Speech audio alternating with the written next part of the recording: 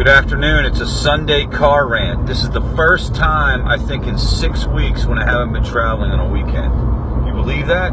So I actually feel like completely rested, 100% enthusiastic. I got 6 hours of sleep last night, and you would think that I was like some kind of superhero or something because I got 6 hours of sleep. That's what happens when you go on 3 for week after week after week, because your world is just in complete turmoil.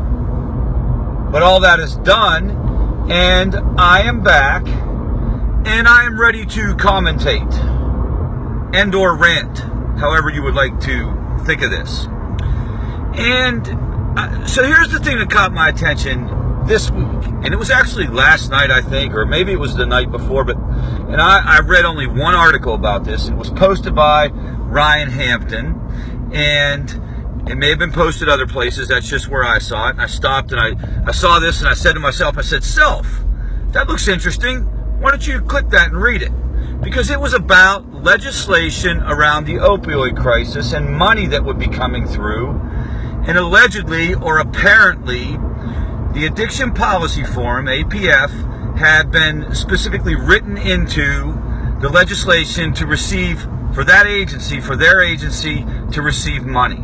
Now, I want to go on the record. I don't know this to be the case. I didn't read the legislation. I don't know anything about it. I don't follow it that closely. I'm just going with what this report said and what Ryan posted. So take it for what it's worth.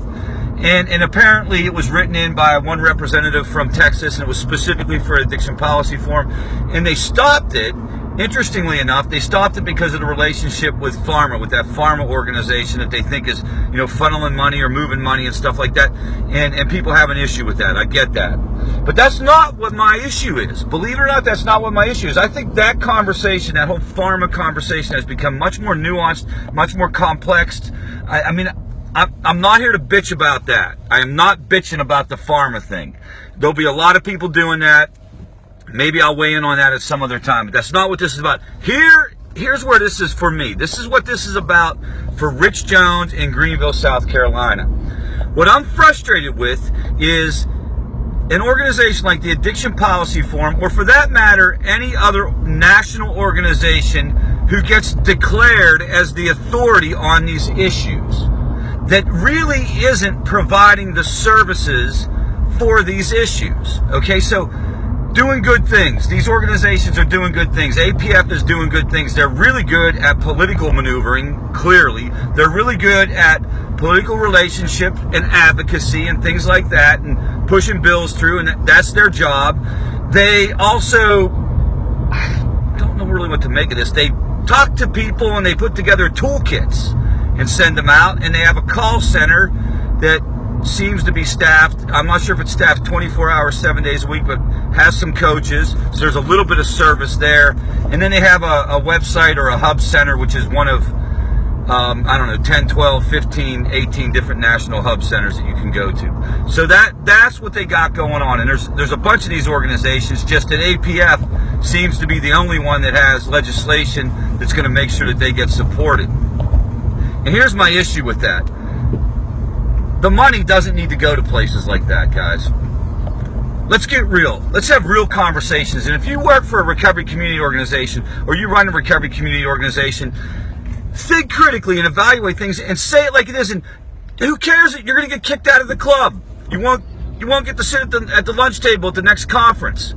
I'm completely fine with that. I'm very, very, very, very, very, very okay with being unpopular. You cannot intimidate Favor Greenville, because there's no funding to take away from us.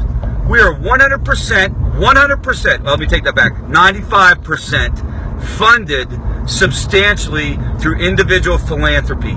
And the individual philanthropists in the upstate of South Carolina, they're not looking for approval from Congress. You get what I'm saying? They're business people who want to see effective services. If I went to one of my donors, if I went to the Spinks family, the largest convenience store in South Carolina, and I said, Stuart, I'd like you to fund the development of a toolkit, or maybe some research so we can identify the problem. He would throw me out of my office on my ear. Because here's the deal. This is where the society is at. This is where, if you're an RCO, shake your head and start trying to raise private money. Because here's the deal. Society, the mom, the dad, the person in the street, they're tired of the bullshit. They are tired of the bullshit. They're tired of the committee meetings. They're tired of the summits. They're tired of the talk. They want action. And if you do that in your local communities, and you got to do well. You got to get real, man. You got to get high quality people working for you and volunteering for you. And you got to be inspirational in your communities. You will raise money. Because people are so tired of this shit, they're begging for a new solution. Do you think that they want to actually see somebody come out on CNN again and talk about their 6-point plan to solve the opioid epidemic? That was Shatterproof's latest thing. We have a 6-point plan. I think it was Shatterproof. They all run together for me. They all bleed together for me. And I know they're necessary, and they're going to continue, and that's fine. But listen, man, we need action and we need service in the street. Okay, now don't hate. Don't hate. Because here in Greenville, let me tell you what's going on Sunday afternoon for Rich Jones and his team in Greenville. We have about 6 or 7 different family interventions going on. We have people doing home visits. We have people at the hospital. And there are other recovery community organizations around the nation doing that as well. That is where it's at. Now, I'm going to check out for a while because I'm going to go meet with the family over at Favor Greenville and try to help them. I'm gonna see if they want a copy of my toolkit. Come on, hey, I'm not shutting up, not shutting up. And you know what? We should be able to talk about this stuff. Come on, we're grown-ups. Later.